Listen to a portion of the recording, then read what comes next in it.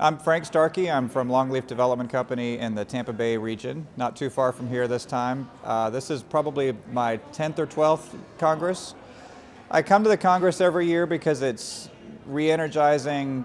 Of course, there's always lots of technical information, but there's also incredible friendships and relationships and professional acquaintances here. And because I'm working in development, I've developed and founded a TND that's been in the ground for about 12 years now. Working in the trenches all the time in a place where I'm fighting the fight to get zoning done and get things built and wrestling with builders and bankers and regulators. It's always reinvigorating and re-energizing to come meet with other people who are having the same struggles, learn new techniques and new tools to take back to the project. So it's really fulfills a almost a psychological benefit, as well as just lots of technical advice and information to take back to work. The project I've been working on is called Longleaf. It's a 500-acre TND. It's about half done, but is now in the hands of other developers that we've transitioned to over the last several years. And I've been working on entitlements for a 2,500-acre development adjacent to it on family land. And we're going to be selling that to another master developer and taking our leave of that project. And I'll be looking for the next opportunities. And the opportunities that I'm looking for are in municipalities that get it, and locations that are up and coming or coming back. I'm very interested in sprawl repair, which is most of Florida is in a sprawl format, even the places that are relatively urban.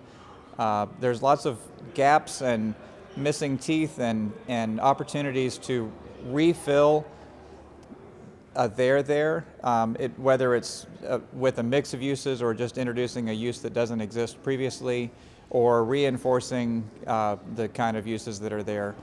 I've learned a lot about placemaking and making places for people, making places for human activity in all of its broad forms.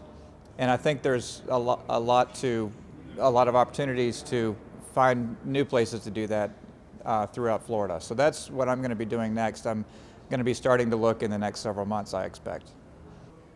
Conventional real estate development thinks about specific types of development, whether it's commercial or residential. There's very little overlap between those two.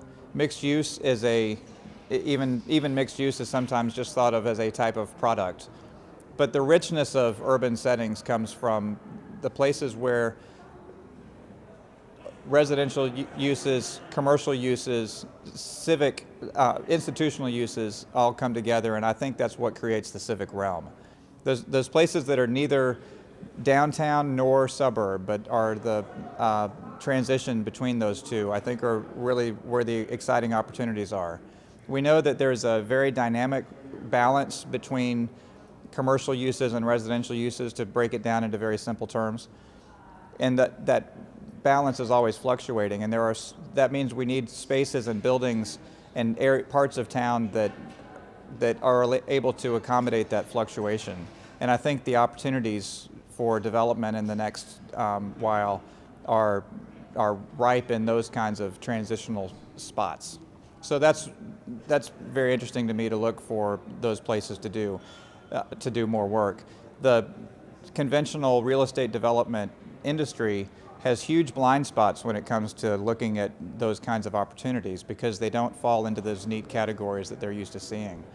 I think the civic realm and the life of a community really happens in those spaces that are, in those places and in those buildings that are both and neither nor, that are